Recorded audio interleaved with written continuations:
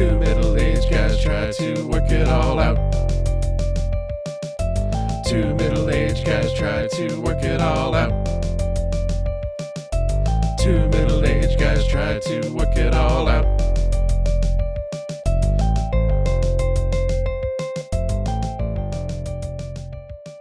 Welcome, everyone, to this episode of Two Middle-Aged Guys Trying to Work It All Out. I am Chris, and as always with me is... Dave. I'm here today. I think you made that joke last time. You know, you're here more than you're not, so I think it's okay. Ooh, yeah. People know to expect you. I was going to make that my catchphrase. Oh, okay. Well, hi, I'm Dave. I'm here today.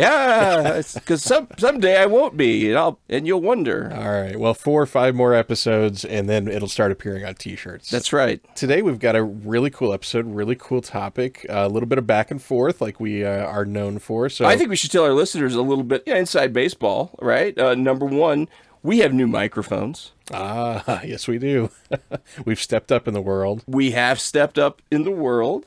Recently, Taylor Swift was had a concert, came through town. I rushed the stage, stole her microphone, and I'm using that. Really excited to see what that's going to do for the podcast. Also, today, I'm in T-Mag Studios. As always, right? Because I live here. Of course. I literally, I've been kicked out of my home, and I have to live in a studio. But you, sir, are in virtual T-Mag Studios. T-Mag North, maybe? Yeah, we can call it that. That works for me, the North-South moniker. I like that. Yes, we are doing a virtual recording today, just schedule-wise, and some things happening in life made that a little bit more bearable to handle so that we can get everyone those fresh podcast episodes that they are so excited to hear. Hot and fresh podcasts. It's because I may be recording... I say T-Mag Studios. I may be recording from the surface of Mercury right now. It is so hot. Let me do a little topical humor. You know how hot it was today, Chris? How hot was it? My son's Tamagotchi had a heat stroke. Oh, bum. Oh, very topical. I got a whole other bit about Nintendogs in the heat, but I'm gonna let that. We'll go. Maybe I'll work that into like a winter. We've still got 2 solid months of summer left, so you can get that. I know. Joke in, no worries. Before we get into our normal, our topic, and we announce what that is and explain it. There's a couple things I'd like to do. We have a commitment to our listeners, and that is if you communicate with us, we're gonna communicate. We're gonna put you on the show. We're gonna a dialogue with. We care about our listeners. We want to have a dialogue with you and take what you say to heart. So we have a few messages here that I'd like to read. First of all, listener comment from our Lord of the Rings episode from @PaulQuinn344. I think I know this guy. Nope, I know @PaulQuinn341. Sorry.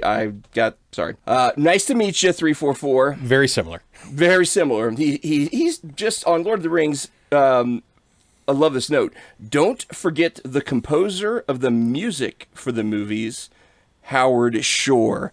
And you are correct. Wow, the music in Lord of the Rings, and I think maybe we touched on it just a bit, or maybe we totally just forgot about it, but holy buckets, it's good. It's Star Wars, it's Indiana Jones level icon good. Yes, sets the mood, fantastic. So you are correct, Mr. 344. And then he had another comment right below that. He says, in all caps, why buy DVDs to throw out?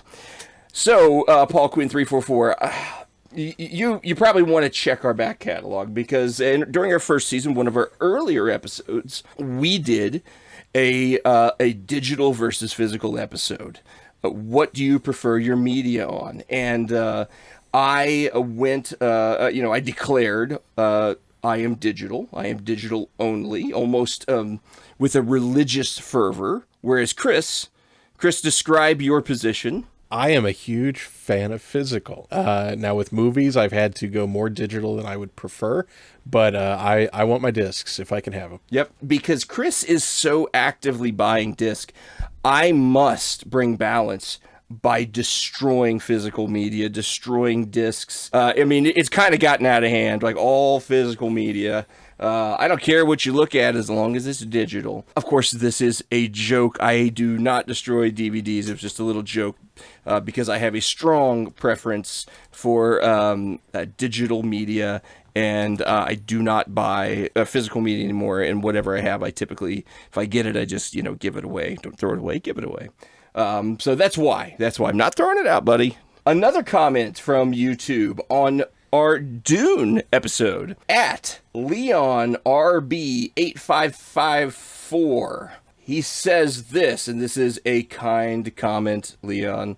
30 seconds in, and this already reminds me of my favorite podcast, The Weekly Planet. And I mean that as the highest compliment. We'll have to go through your first season. Thank you, LeonRB8554.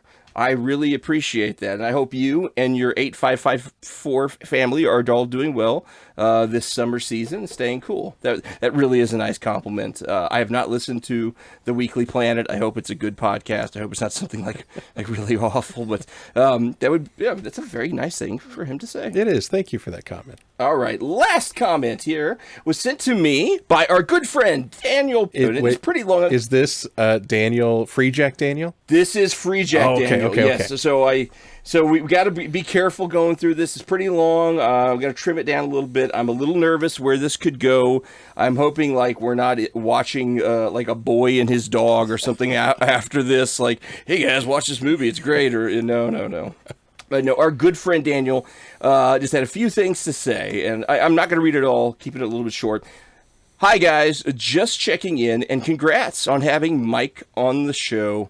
I really appreciate how you bring in the faith element in a totally accessible way. Very good at mixing serious in a lighthearted way that's not at all disrespectful. Thank you, Daniel. That was our goal, and I believe we achieved that goal. And Mike, in his whole approach to the whole thing, made it so easy. He really made it easy for us. He goes on to say that he just finished 372 episodes, which is the podcast, 372 pages, I'll Never Get Back by Mike Nelson and Connor Listoka, for the book Bridge to Bat City. So now he says later in here that this podcast, T-Mag, Two Middle-Aged Guys Trying to Work It All Out, turned him on to 372. So, that's people helping people. Yes, is what that absolutely. is. Absolutely, that's fantastic. And now he's adding it to the back catalog. Don't replace this, Daniel, please. But it's a great the Venn diagram. We cover each other quite well. If you like us, you will like them. And I think if you like them, you will probably like us. I hope. Very true. Then he goes on and he has 2 suggestions for episodes here. Oh, okay. And so here's one. More on parenting. We're both parents. More on parenting. Movies, TVs, video games. How your parents tried to set limits and deal with times when you skirted too close to the red line or went over it. Then how you both deal with that type of situation in your families, including the new world of social media. Wow. That's a great topic, and we will put that on our list. Next topic. Not so sure about this one. Retirement. What did you experience in your own family? Family friends growing up and seeing them retire. How does that set your expectations for career and family goals in the next decade? My parents both passed away before they could retire. My older brother passed away before he could retire. I plan to work probably as they are, lowering the coffin into the ground. I'll probably be trying to turn in my last PowerPoint slide. So I don't know if retirement is, I don't know. But Chris and I are going to think on that because that is so out of my mental space. I will say it fits perfectly with the kind of the treatise of our podcast, which is trying to work it all out, and what a massively huge topic to try to work out. Yes. How am I going to retire? What casino am I going to rob to allow me to retire? I do wonder if Daniel sells like annuity packages or if he's a financial planner, Right. And maybe this is like rolling into something. Oh boy. Yeah. He's like, I don't want you guys to end up like Bone Jacks. Let me tell you, so I've got this annuity product. It's going to take care of you. Oh, Daniel, we kid. We love you. Thank you, Daniel. Thank you for being a great listener, and thank you for making us watch Free Jack. All right, that covers all of my. You didn't have anything to read for today. I did not. No, I'm thrilled that you brought those comments, though. That's fantastic. Okay, well, before we go straight into the topic, and we got a cool topic today, I'd like to play a little game, Chris. Okay. And here's the name of the game. Who wrote this joke? Me, Dave, or the internet? Here's your first joke. What's the difference between roast beef and pea soup? I don't know. Anyone can roast beef. Think about it. Think about it. Yeah. Okay, I got it. Who wrote that? Who wrote that? I'm going to say the internet wrote that. You would be correct. Yes. Okay. Next joke. This is a little bit more of just a kind of a Rodney Dangerfield type saying. My boss told me to have a good day, so I didn't go to work. Oh. That's a bad Rodney Dangerfield. Oh, that was rough. That was rough. Rough. I'm going to say that you wrote that. Okay, you would be wrong. Okay. The internet 50%, wrote that. 50%. The internet wrote that. Yep. All right, last question. What do you call it when you eat a soft, buttery, warm piece of bread backwards? I do not know. A role reversal. Yeah, boy, that was good. That was good. And I'm going to say you wrote that one. Yep. All right. Let's just roll on in to our main topic.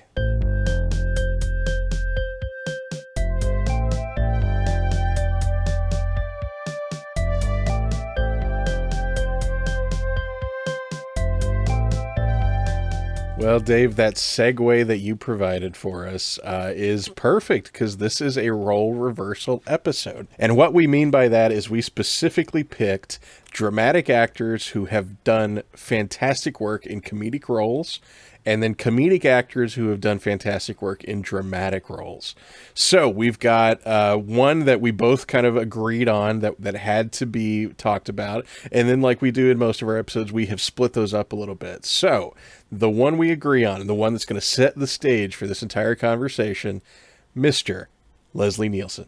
Absolutely. You think about Leslie Nielsen today, whether you're middle-aged, even if you're an older person, you think of Frank Drebin, you think of The Naked Gun, you think of Airplane, some of his later stuff. You think of the parody guy, right? The old man on Police Squad. But the truth is, for the first half of his career, he was playing in, he was a disc jockey, TV, radio, serious roles, Forbidden Planet, Poseidon Adventure. He played in a historical show, Swamp Fox. He played Francis Marion in a miniseries. The Swamp Fox, Francis Marion, is considered like the originator of guerrilla warfare during the Revolutionary War. So, he had a body of work. He wasn't a super successful actor, but he was acting in a character capacity, in a dramatic capacity, in some cases in an action capacity. And even right up to the turn of comedy, he was in a couple of horror movies as well. Yes. They had a lot of small 60s and 70s among some of these other things. He did a lot of small movie and TV appearances. Sometimes he was the heavy character, the bad guy, and sometimes he was the romantic interest. He didn't have a huge career, didn't have a particularly successful career. He was, going back just a bit, he was a Canadian. He was in the Royal Canadian Air Force in World War II, but he was not old enough to see action. He was training, and then the war was over by the time he was old enough. But a good guy, I'm sure, nonetheless. But here you go. You got this guy. He is a dramatic actor trying to do the real thing in TV, radio, movies, just trying to break in. And in 1980, a couple dudes, hippie dudes, some Zuckers come up to him and they say, we want you for a little movie. We're doing a little parody film called Airplane. You're going to play a physician. From there, Leslie Nielsen became a comedy legend. Interestingly enough, Airplane was cast on purpose this way. Robert Stack, Peter Graves, and Lloyd Bridges were also dramatic actors who were brought into these type of roles, right? So there was a strategy to this. These guys were really smart. The Abrams and Zucker, I can't remember. Zucker, Abrams, and Zucker. Zucker, Abrams, they were really, really smart. And this playing against type was all part of the thing. But he just rocked it on Airplane and then became sort of the go-to for this straight man in a crazy world. You kind of actually touched on what I was going to point out, which is Airplane's core idea is genius, and it is absolutely the setup for our episode today, which is intentionally filling your comedy cast with dramatic actors and casting the comedians in the dramatic roles. And it is flawless in its execution. But what I think was interesting is in some of the research I did is it was reported by the Zucker brothers that Nielsen, when they approached Nielsen, they said, hey, we apologize. This is really against type. And Nielsen said, actually, my entire career has been against type. I've wanted to do comedy. Wow. Yeah, I know. And that really kind of just makes you feel even better Yep. about the trajectory of Leslie Nielsen's career, because I think it's easy to see his story as like, oh, he's the washed up dramatic actor who could only get work in comedy, but it was not like that at all. Like, that is a completely false reading of it. I think he thoroughly enjoyed all of the comedic roles he did, from Airplane, Naked Gun, and even some of the later like straight to video stuff like Wrongfully Accused or 2001 A Travesty or something like that. Do you remember that one? Yes. Like, that was a really late career one.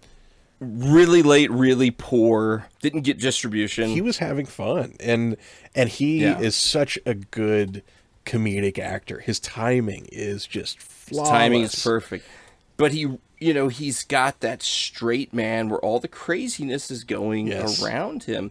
I have a quote from him here where he says, everyone thinks, this is from Leslie Nielsen, this is from his SNL monologue in 1989, everyone thinks I'm a comedian. But that's not quite true. A comedian is someone who says funny things. A comic is someone who says things funny. I'm neither. I'm someone who says unfunny things. I say unfunny things in an unfunny way, and somehow it ends up funny. That's fantastic. That's the magic of the writing and everything that's going on around him with the Zucker and all that other stuff. He's the perfect straight man. Naked Gun, I think personally is, and I know as wonderful as Airplane is, I think Naked Gun is where he comes into his own and is Frank Drebin, and where you see him, he's really acting with his eyes so much and his facial expressions. And of course, that whole scene where he's playing the umpire at the Angels game towards the end, just really getting into it. It's absolutely hilarious. No one can look at that and not laugh. But really, this was, this made silly, stupid comedy just acceptable for everybody, right? It's like anybody can watch this and enjoy it. It's, it's fairly clean.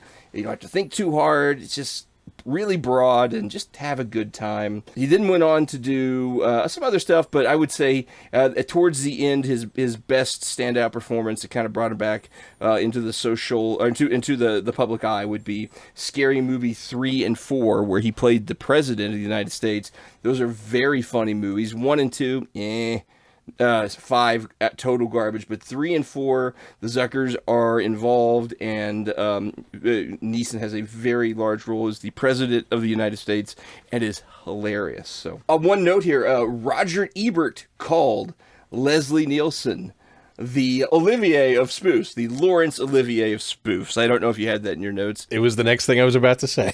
Oh man, I'm so sorry. I had it up here. Yeah, that shows the love, right? That even a curmudgeon-y old dude like Ebert, who was hard to please, even recognized the genius of our beloved Leslie Nielsen. So, and even Airplane and the first Naked Gun got really good responses from critics. After that, it kind of tapered off, but those two initial outings were kind of universally adored by everyone, and they did really good at the box office. It's just one of those situations where you have this guy that's known for drama, and he is put in a comedy role, and absolutely home runs it to the point where it redefines his career. Airplane opened the door for a ton of spoof movies, right? And some of them including Leslie Nielsen, some of them not, right? I mean, there's things like Spy Hard. It's Leslie Nielsen. It's fine, Mr. Magoo, not really a spoof, probably one of his missteps. But yeah, I think Leslie Nielsen and Zucker and Abrams, any combination of those guys, they revitalized, no, not revitalized, they created the spoof genre, and it's still going today. Not very good, but it's still going today. And I think they do that on the back of Leslie Nielsen, a man who was typecast as a character actor, a love interest, but just really wanted to be the straight man in a comedy movie. And he got there. God bless him. And he did. And if you're not super familiar, right, and you're a little younger, you're not super familiar, I would actually suggest starting with Scary Movie 3 and 4, because it's got great work by Leslie Nielsen, great writing, and a lot of contemporaneous references that'll make more sense than, say, some of the stuff in Naked Gun and some of the stuff in Airplane or Spy Hard or Dracula, Dead and Loving. So I if you're kind of new to that, it's a place to start for Mr. Nielsen. I absolutely agree. And I think it's worth mentioning that we made a reference to kind of spoof movies in general in a previous episode where we were talking about Unfrosted. And that idea that maybe this type of comedy doesn't resonate with people anymore. But I think it's, everything in life is cyclical. So I think we're on the cusp of maybe this really having a resurgence in popular culture. I think that there's kind of a lot of hot air in Hollywood right now, and somebody needs to let some of that out. And I'm hoping that the Zucker brothers rise to that occasion, or somebody just like them comes up, and maybe we find the next Leslie Nielsen, who may or may not be a future name on my list. Yeah, we'll get to that. Because there is a Naked Gun remake coming, believe it or not. All right. So, Mr. Nielsen, we salute you. Let's move on to our next example, Chris. My next example of a dramatic actor in a comedy role is Mr. Jeff Daniels. Going through his film career, he was in a lot more comedies than I thought. I hadn't remembered some of these that he was in, but of course the one that I'm thinking of is Dumb and Dumber, which is a flawless execution of comedy, especially from Jeff Daniels. It's just such an unexpected performance by this man who has played a ton of really dramatic roles and just comes out and holds his own against Jim Carrey, which is not an easy feat. And this was Carrey, pretty much at the height of his power. He'd come off of In Living Color. He'd had huge success with Ace Ventura, and then they did Dumb and Dumber. And there's a lot of history to this film. There's a lot of stuff about the studio didn't want Jeff Daniels, and the Farrelly brothers and Jim Carrey himself even really went to bat for Daniels. The research I did said the studio offered him $50,000 for the movie, thinking that they'd lowball him and he would not do the film, but he said yes anyway, to their chagrin. But I cannot imagine anyone else in this role opposite Jim Carrey than Jeff Daniels. He is so good. And I think that there's an underlying current in this discussion, which is this idea that a lot of people have this really thick division line between drama and comedy. And really, if you hear some of these actors talk about it, and I know when we get in your list, we'll hear some comedians doing dramatic roles. But when you hear people talking about it, it's all a conversation of timing. And dramatic actors and comedic actors, they have that sense of timing, and they can use that to their advantage regardless of which role it's in. But I just think Jeff Daniels in Dumb and Dumber is tremendous. He's done some other comedies. Some of them have been good. Some of them, not so good as far as I'm concerned. But the fact that he did Dumb and Dumber, I think, firmly puts him as being worthy on this list of actors. Absolutely. Dumb and Dumber is maybe the funniest movie ever made, in my view. It's hard to keep those top three lists in your head, but it's certainly in the top three, and very often it's the top one.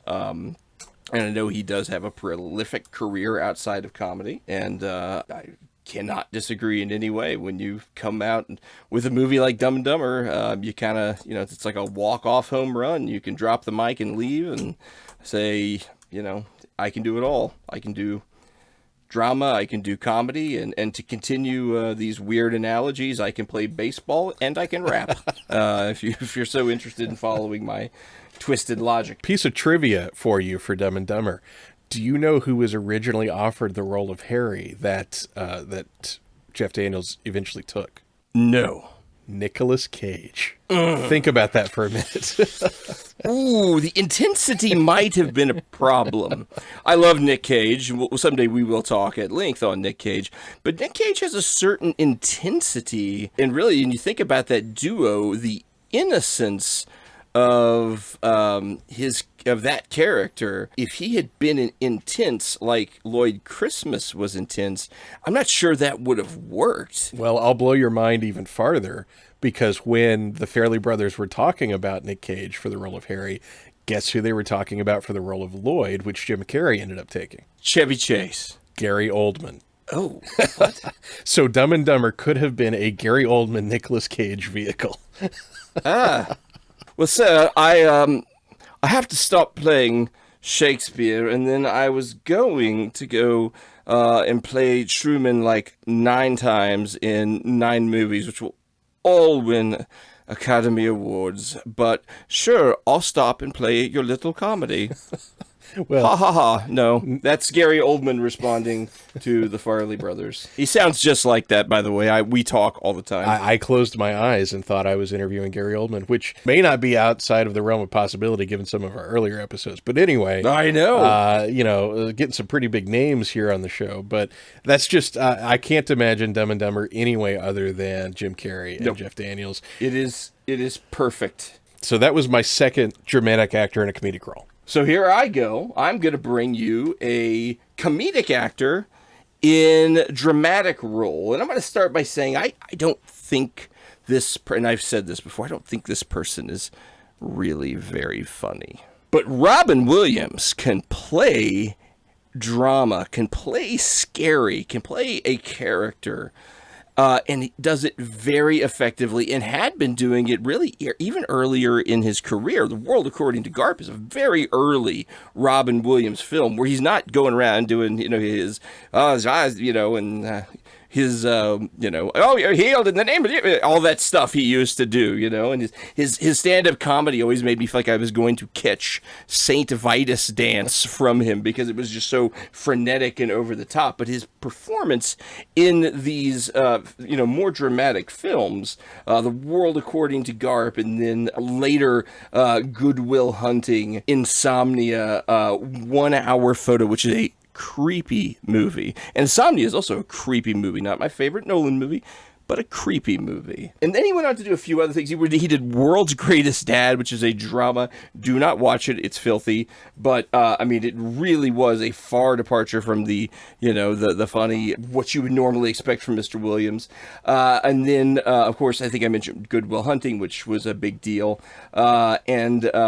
He did a Christmas movie where it got some comedic elements, but very, very serious, almost cathartic type elements in it called Merry Frickin' Christmas. He did it right before he died, and it's become one of our Christmas watches because it is funny. Robin Williams is not doing most of the comedy. Joel McHale, Tim Heidecker, and some other cast members are. He's kind of playing the broken person in this, and it is a great movie at the end of his career and showed what he was capable of as an actor, as a real actor, not just the sort of frenetic jumping all over the place, coked out clown. And then, of course, we cannot forget his terrifying, groundbreaking performance of the murderous child killer doctor in Patch Adams. I mean, it blew everyone away.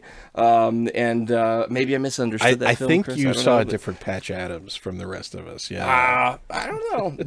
But what I'm really saying is he was a talented individual who was much better at being sincere or at being scary than being frenetic and funny. And it is a shame and a sadness that we've lost his talent. Yeah, I agree. And just to offer some balance to the podcast, I think Williams' comedy is outstanding. I think as a comedian and a comedic actor, he is one of the greats. So I have to strongly disagree with you that you don't find him that funny. Well, I guess I don't disagree that you don't find him that funny. That's fine and that's acceptable. But on a larger scale, Comedy is sure, subjective. sure. All of those caveats, but you're wrong. So anyway, what I was really surprised at was my favorite Robin Williams dramatic turn did not make your list, What's that? and that was the film Awakenings. Oh, well, you know what? Truthfully, it is. It is a great. Oh boy, and this is not an excuse. It should be on the list. It is simply too sad. Yes, it is. Which just really speaks to how good he was in it, how good De Niro was in it. It is a heartbreaking, excellent film. You're exactly right. And I'm so glad that Williams played that doctor in that movie instead of that murderous Patch Adams coming in there and just, killing everybody. Right. It would have been a very different film. No, Awakenings is an excellent film. It should have been on the list. It's just it's a hard one for me to think about because I cry every time I watch it. It is heartbreaking. I own it. I don't watch it. I just own it for the sake of it being a fantastic film, and that's where I stop with it. So yeah, great choice. No question. Williams had chops in everything that he did. And what happened to him was just tragic, and I feel so bad for him. Heartbreaking. It really is. Okay, this one I'm really excited to share. Anyone who follows movies as closely as we do, it's not going to be a surprise because we referenced this earlier. But my final pick of a dramatic actor in a comedic role is Liam Neeson. If you look at this man's catalog of film, there are so many comedies that he's been in that just are killer.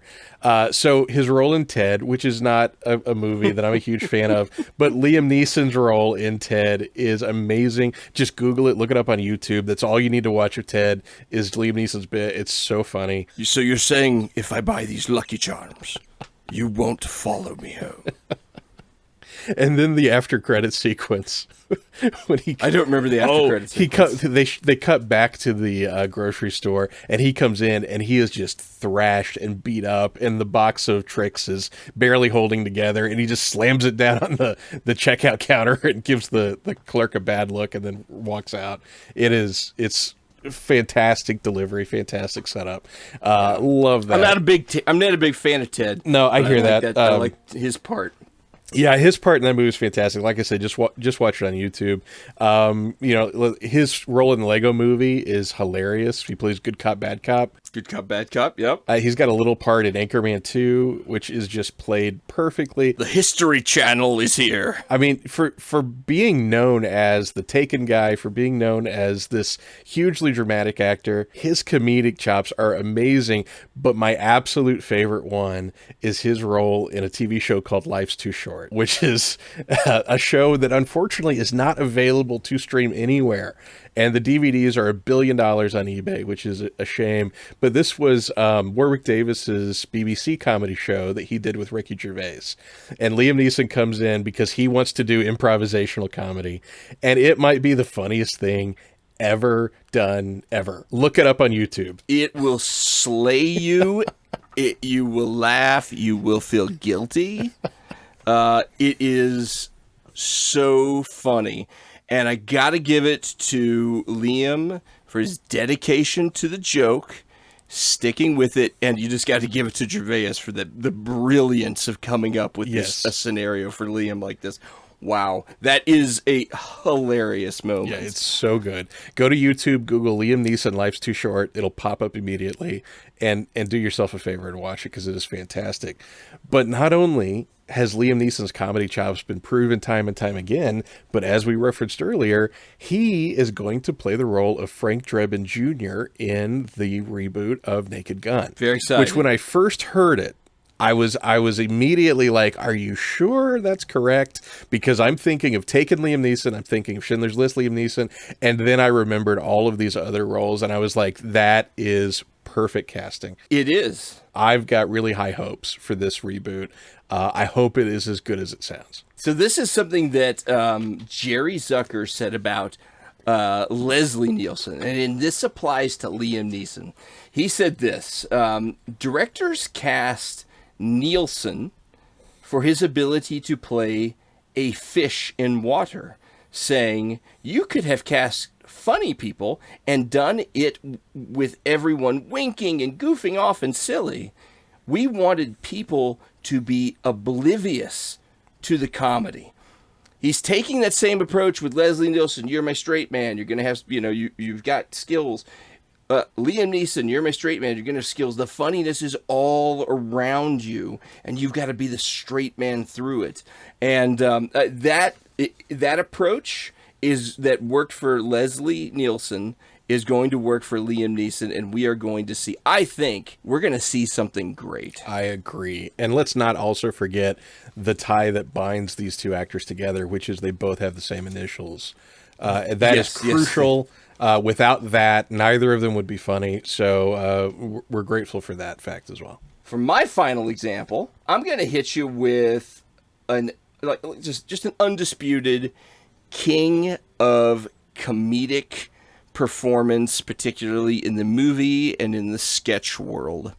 And that would be William J. Ferrell III. Now, I don't know if that's his full name, but we'll call him Will Ferrell. There may be an Esquire in there somewhere at the end. Will Ferrell. I talked a little bit about, it's not funny.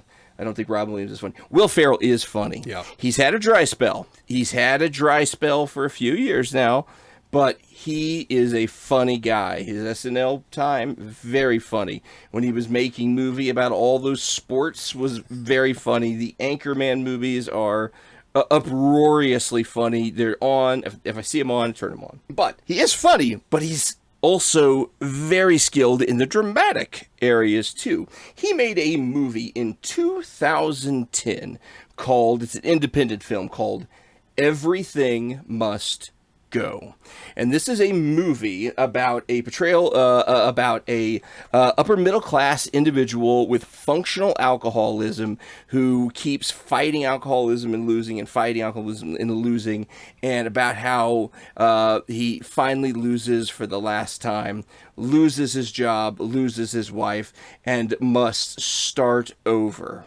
And it happens over the course of about 4 days. The framing device is a garage sale where he is selling everything that his wife has put out of the front lawn, because everything must go. And about the discovery about his attachments to his things, and attachments to his emotions and alcohol and everything. And it is just a wonderful journey through a difficult time.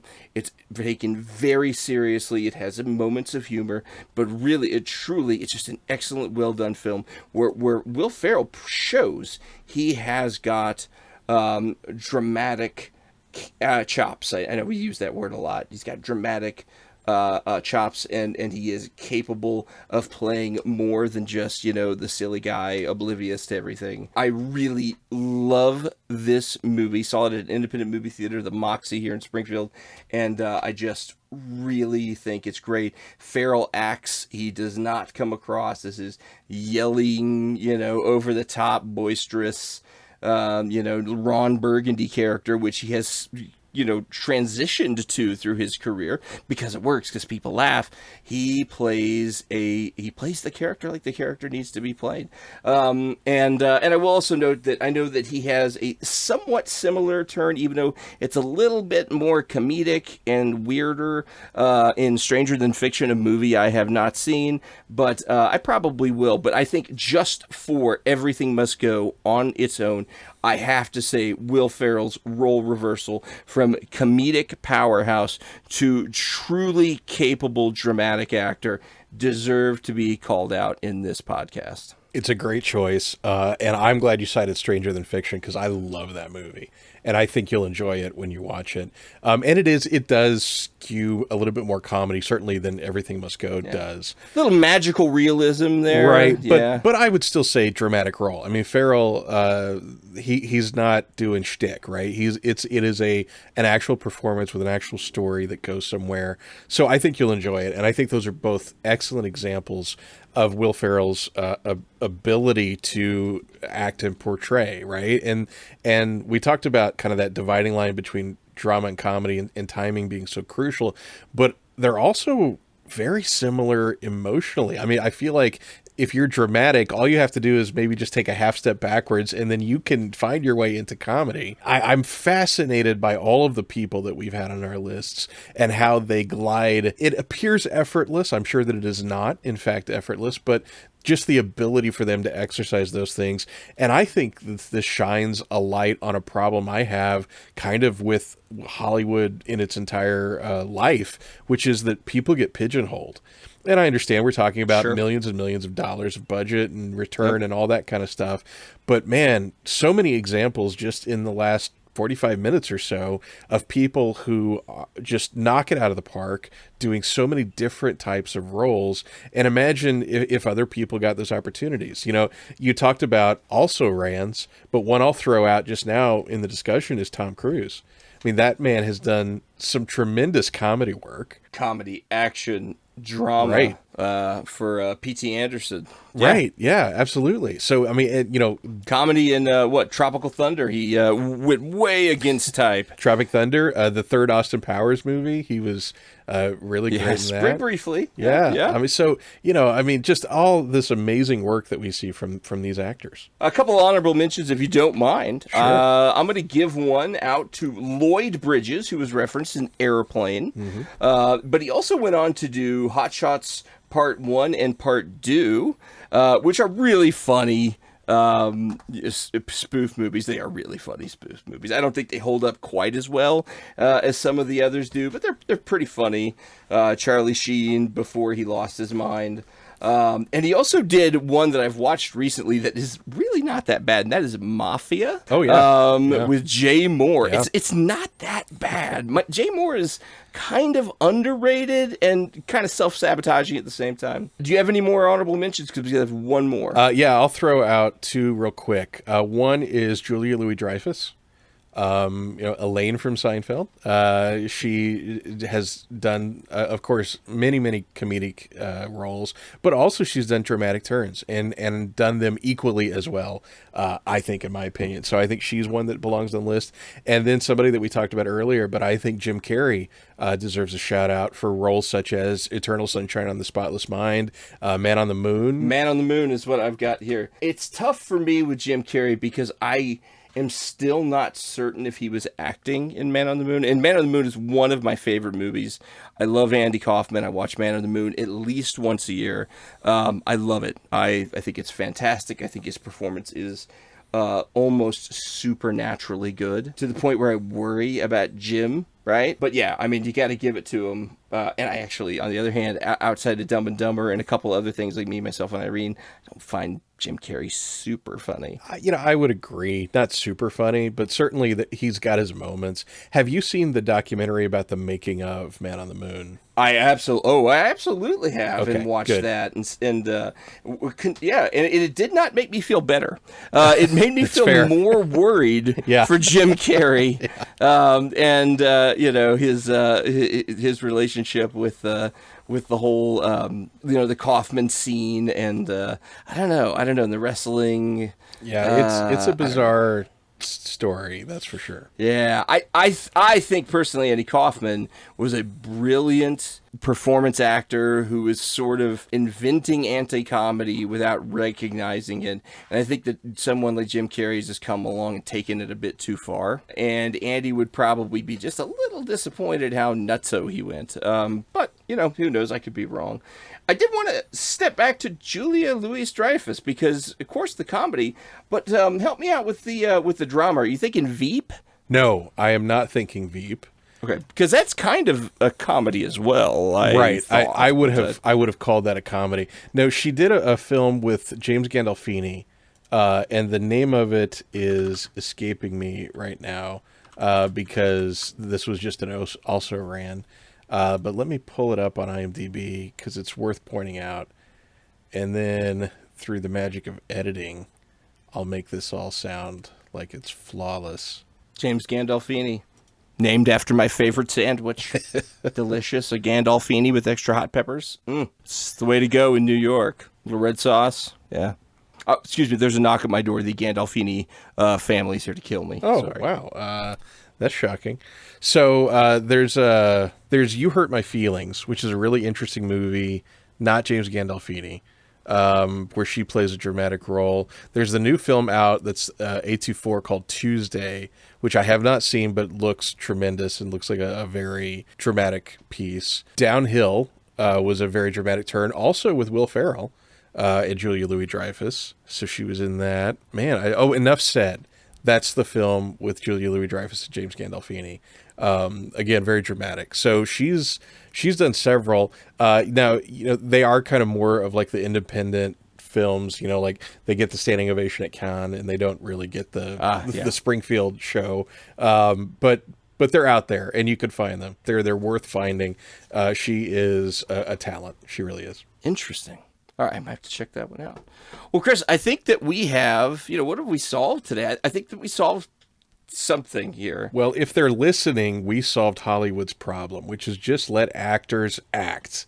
But what do you think we've solved, Dave? I think that a skilled actor, typically speaking, has a range far greater than what they are given opportunities to exercise. Yeah. So I would like to make a personal appeal to the management of Steven Seagal.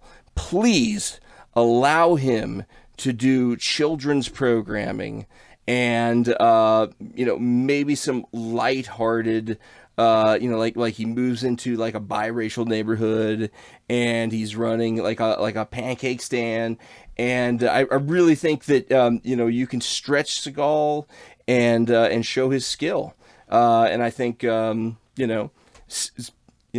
Steven's Place, that's what we'll call it. You've just written half of a script right there. You need to finish that. I think I have. No, stretch your actors, challenge them, play against type, do a Zucker Abrams Zucker and flip things around, write good scripts that support it. You'll get magic. And there's this expectation in Hollywood that audiences won't receive these actors in these different types of roles. And honestly, I think that's just being insulting to your audience. I mean, we are not that stupid. We understand that these are actors and that they have talent. And man, just by giving them an opportunity, we have really got some incredible work that we've just highlighted. So, I mean, go off and make better movies. That's what we figured out today. Go off, make better movies, make the best use of the talented actors that you can. Look at Taken, right? Taken, starring Liam Neeson and his special set of skills. No one thought of Liam Neeson as a tough guy until that movie came out, and then it just totally worked, right? So, I think, do a little role reversal. Find a way to play against type. Mix it up, Hollywood and Georgia, the little Hollywood. I think that's what they're calling it now. Oh, really? I don't know. I had no idea. I believe truly in my heart that that's what we figured out today. And soon world peace will come. Or maybe not. I don't know. That may be overselling it. No, I think it's reasonable. I think you're right on point. But until world peace comes, go to twomiddleagedguys.com. That's the numeral 2, middleagedguys.com. From there, you can find us on Facebook. You can find us on X. You can send us an email. You can reach out to us. I mean, we've proven time and time again that we read comments, so send us some. We need some more things to respond to. Absolutely. YouTube is a great place to find us, and a lot of people have been finding us on YouTube. So go there, make a comment. It's fantastic. Our comment section is way better than 99% of the comment sections on YouTube, so feel free to interact with us. Way better. Hey, you know what? We got some stuff coming up, some cool stuff coming up. Get a couple friends together. Challenge us to a trivia contest. Ooh. That could be fun. Yeah. Hey, I'm just saying, something like that. You never know. Send us some ideas. We got a ton of ideas we're working through. And every time Daniel sends us an idea, Chris has to send him $100, so it's getting kind of expensive. But let's have fun with it, folks. We love our listeners. We thank you for your feedback, and just thank you so much for joining us today. Goodbye.